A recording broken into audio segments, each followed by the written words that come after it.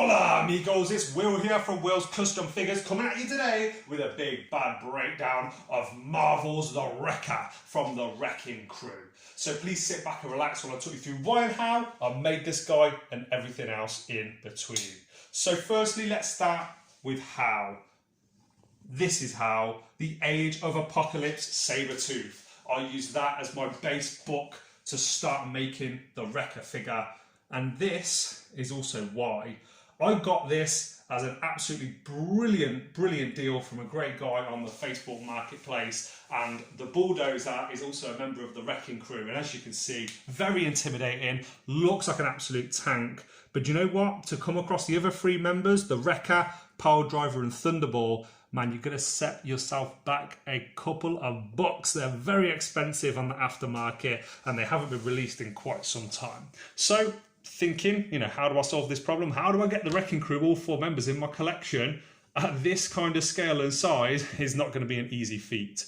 And that brings me on to this guy, Sabretooth. Thank you, Sabretooth. So I got this, didn't have any use for him. I wasn't going to add the Age of Apocalypse wave into my personal collection, although a good figure, not really that interested. And also this head here, as you can see, this head here I feel had a lot of potential, and these two looking at each other, they do look alike. So I went about using this as my base and using this head and taking things apart. You might be able to see some of that in one of my previous videos. So being the problem solver that I am, I wanted this firstly to be a pinless figure. I also noticed there was all this, like these indentations and hair marks on the Sabretooth figure. So I just started very simply by using clay to cover up all of those hairs and also to cover up all of the pins. As you can see, there's no pins here either. The insides and the outside of the legs have been completely depinned, so you can't see them now, and I'm really happy. Sorry, just center my camera. Really happy with how that turned out. Now the other thing was, if you have a look here on the hands, you got these metal sort of like armor looking bits on the hands, so I just used a scalpel to cut those off and to cover it up with clay. This here also, he's got like these gauntlet type things. All I did is, very simply, I removed the left hand material that's around here for the glove, and then I applied it on, as you can see here, to the right hand. Now, getting into some of the finer details, I used Vallejo paints to get the right colour for his outfit. I love this green. I tried mixing it, just using the natural colours that I have available to me, blues and greens and things. It just didn't work. I had to buy an olive green to get that perfect colour, and I'm really happy with the colour that's on there now. Now, the next steps that I had to take were to add on this collar. Just simply made that from clay. I'm going to move Sabretooth out of the way a little bit, just so I can bring him into full focus. Now, the belt here, I had to move the belt up just like this, get it into one position, because of course it's going to paint rub otherwise. So I glued that in position and added on the actual buckle, and also added on these little rivets and buttons all the way around, as you can see on there. Now, one of the things with a custom figure you need to be prepared to deal with is a bit of paint rub. As you can see here, if originally I had him in a different position, and then as these joints, which are so very close together, move, the paint will rub. So I can get him in any position, he retains his full articulation, but I've just got that paint handy to cover up any kind of imperfections when I'm moving him or if the paint wears. Now, around the butt cheeks here, there's a nice butt shot. This butt is actually a little bit bigger. I had to use a scalpel to cut away a lot of the size around the butt, because when I moved his legs, it would always wear just here.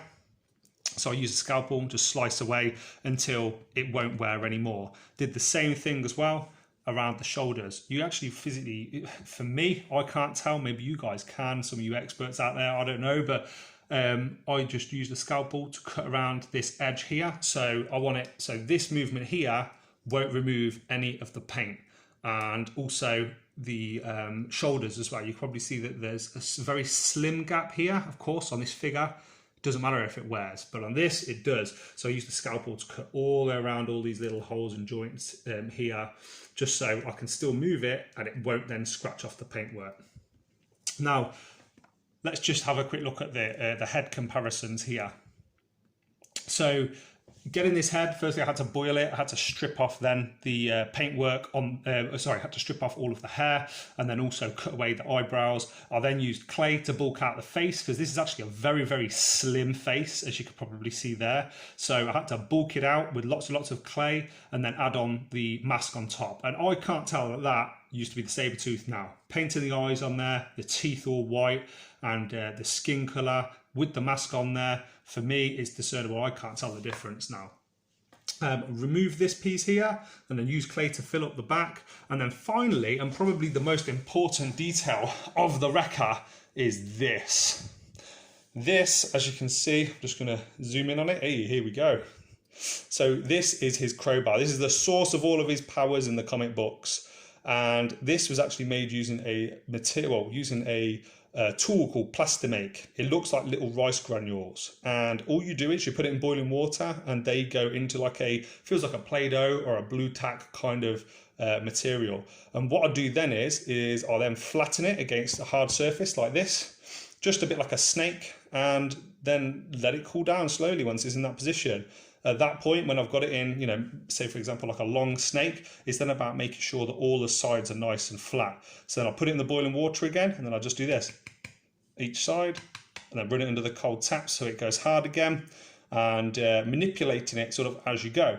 Then it was just at the time, just a straight bit here and a straight bit here. It's a case of getting something round like a pen or a pencil, putting it there and then folding this edge around it. Again, heating it in boiling water to do so, and then cooling it when it's in the right position and using snips to get a nice sharp V shape there. And the same thing here, just getting it and putting it against something hard, like maybe a cup or a hard surface, bending it, and then using snips to cut it. I used a black spray paint on this, and then I did silver, and I did black and silver again, and then just used a paper towel to wipe off all the excess silver. And you can probably see that there's a lot of nice detail on this. I'll just zoom in. Sorry, here we go. There we go. There's a lot of nice detail, wear and tear, just from me making it. And I'm really, really happy with how it turned out. He does have the fisted hands as well, guys. So if you do want the fisted hands on a Wrecker, then that's something you can do. Just the same applies to this. Just you got to remove this silver gauntlet and then make sure that you're